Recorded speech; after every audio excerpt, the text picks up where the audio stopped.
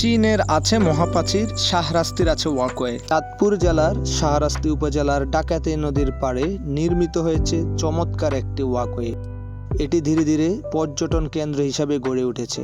ডাকাতিয়া নদীর পাড়ে বসে সূর্যাস্ত দেখা আর নদীর ঠান্ডা বাতাসে প্রাণ জুড়িয়ে নেওয়ার অভিজ্ঞতাটা বেশ দারুণ। প্রকৃতির কারুকাজের সৌন্দর্য ভ্রমণ পিপাসু মানুষের চোখ পাখি দিতে পারেনি। এই ওয়াকওয়েটি দীর্ঘ 1 কিলোমিটার। এক পাশে বয়ে গিয়েছে ডাকাতিয়া নদী, অপর পাশে রয়েছে চাষাবাদের জমি।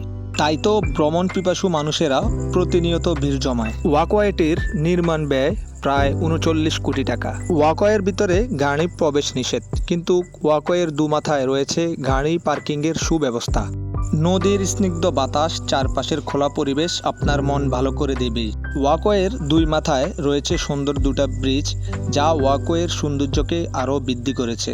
পশ্চিম পাশের ব্রিজের নাম হচ্ছে চিটিয়া ব্রিজ, পূর্ব পাশের ব্রিজের নাম হচ্ছে সূচিপাড়া ব্রিজ।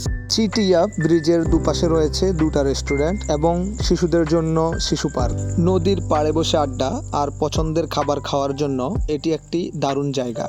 আর যারা পরিবার নিয়ে আসতে চান তাদের জন্য রয়েছে বিশেষ আকর্ষণ। শিশুদের জন্য রয়েছে শিশু পার্ক, সেখানে রয়েছে রাইডের ব্যবস্থা। তাই ছোট বড় সবাই মিলে এখানে দারুণ সময় কাটানো যায়। ডাকাতিয়ার বুকে ঘুরে বেড়ানোর জন্য সব ব্যবস্থা আছে।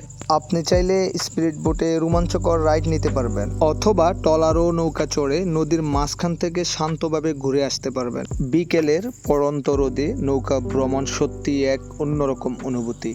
তো বন্ধুরা, ওয়াকওয়ে থেকে ঘুরে আসতে পারেন পরিবার পরিজনদেরকে নিয়ে। এখানকার পরিবেশ আর নদীর দৃশ্য আপনাকে মুগ্ধ করবেই। আজকের ভিডিওটি কেমন লাগলো কমেন্ট করে জানাবেন। দেখা হবে অন্য কোনো ভিডিওতে। আল্লাহ হাফেজ।